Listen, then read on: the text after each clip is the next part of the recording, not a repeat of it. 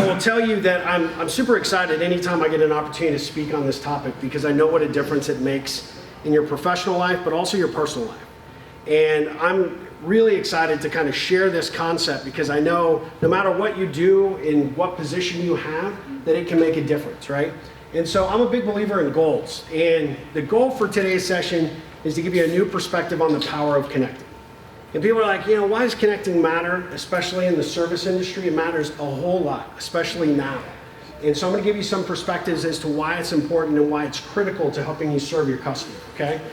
And ultimately, at the end of the day, if you're in management and you're leading a team, you have two customers, the internal customer and the external customer. Your internal customers are the people that you depend on to go perform the services, do the work, take care of the customer. And then you also have those customers who call occasionally to have challenges. See, if you guys got here a little bit early, there were $50 bills on this front row. You guys just, nobody checked them. Oh my gosh. Glad I got it back. So, how you guys doing? Thanks. Somebody grabbed it. I think that guy right there. But if you're in maintenance and you're in the front lines, you're dealing with that customer, right? Day in and day out. But you also have an internal customer.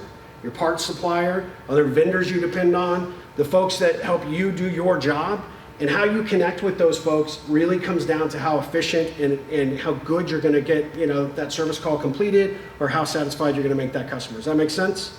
All right. So I have a couple of questions for you. These are questions that you can answer in your head. So I just want you to kind of think about this, and I apologize. The lighting in here is a little weird, so this is like really bright colors, but their projector is like from the 80s. So we're having to deal with it a little bit. But what do you like most about your job? If you're maintenance, why did you get into maintenance? Got into management? Why did you get into management?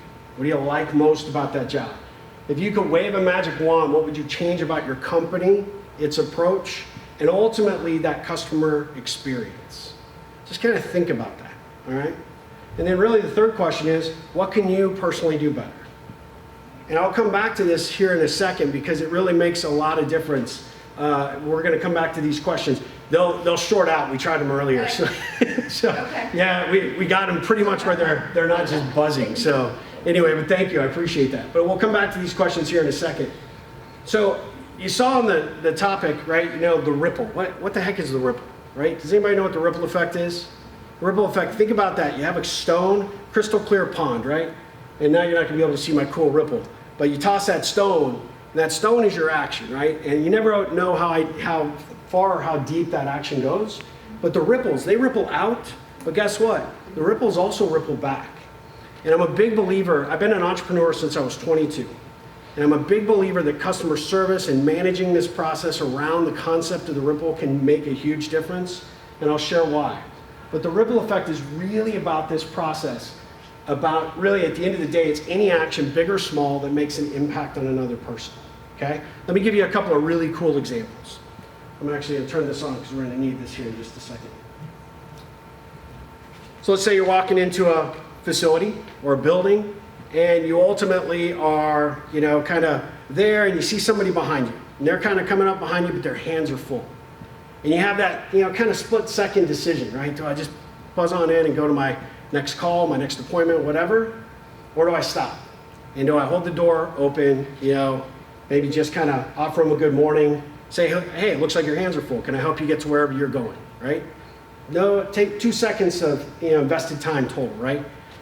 At the end of the day, most people don't think about these things, but that was a positive action, right? Because you don't realize that person walked up, had their hands full, got up late because their significant other forgot to wake them, so the kids got to school late, right? Their manager said, hey, we got that project manager meeting that's going to move up by 30 minutes, so I need you to run by Office Depot and get the stuff. And then they got in that line with that one teller that wants to tell you about 2-for-1 toner and wants to talk your ear off. You just want to check out.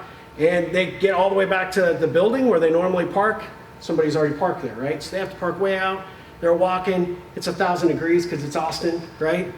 And they come up to the building and their day is off to a bad start. Except they see you. That one little action, that one little insignificant thing, no skin off your nose, guess what? You made a difference. The other aspect, standing in line at Starbucks. Do you know what Starbucks is? Who goes to Starbucks? right? Starbucks is like our legalized crack dealer, let's be honest, right? All of us have to go get our caffeine, whether it's Starbucks or your local coffee shop or whatever. We go there every single day, almost at the exact same time. But yet, what do most people do? I guess my phone is up. But most of the time, people are standing in line with their phones and their heads like this, right? Why do they do that? Because this is their whoopee. You know what a whoopee is? It's that security blanket. It's like, oh, I need to look like I'm super important, but I'm really just going through Instagram, right? At the end of the day, or I'm checking my email. There's nobody on the planet as important as that phone in that moment, right?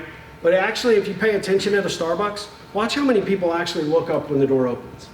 Look at how people respond when you walk behind them, or when you walk up behind them. People generally want to acknowledge. So when you say good morning, you smile at them, and because you're going to the same place every single day for your legal supplement to get that caffeine, you're going to see the same people over and over again. Believe it or not, I met some of my best business connections in line at Starbucks because I saw them, I paid attention, and I said good morning, and it gets more comfortable, and it's more easy to do it. And by the way, let me just be honest with you, anybody in here consider themselves introverted and shy? Just raise your hand. The introverted people are like, yeah. That was good. I'm not really sure I want to be identified here. But come on, loud and proud. Who's introverted and shy? So all the rest of you are extroverts. You lie. Most people consider themselves extroverts, but most people that are standing in line at Starbucks generally won't talk to anybody, right? It's funny. But introverted people have a struggle with it. Believe it or not, I am probably the most shy introverted person you will ever meet in your entire life. People scare me. You people scare the hell out of me right now, all right? But it's not an excuse, especially in the service game. You have to get good at talking to people. You have to get good at connecting. So when you're standing in line at the grocery store, you're at line at Starbucks, you're walking into an elevator with somebody, those are the perfect opportunities to practice, right? Look up, look out, connect, all right? The other aspect is when you come into an event like this, you come into a conference. Why do people come to conferences? Good content, good speakers, but a lot of times people want to come and hear what everybody else is doing. They come to network. Yeah, most of the time you see it. You guys were actually pretty good because I engaged you as you came in, but almost all the time, I was watching a couple other sessions earlier, people came in, sat down, and went right to their phone. Because it's that security blanket, right? But it's a totally different experience. If you walk in and go, hey, what's your name actually? I can't see it. Wendell? Oh, cool. Wendell introduces himself. Hey, I'm Wendell. Where are you from? It's that simple, that easy. Well, you instantly put me at ease. I'm like, hey, cool, I'm going to sit next to Wendell. I'm going to have a conversation with Wendell. What brought you here? Why are you in this session? See how easy those things are. Those things make a difference. And believe it or not, that's what a ripple is.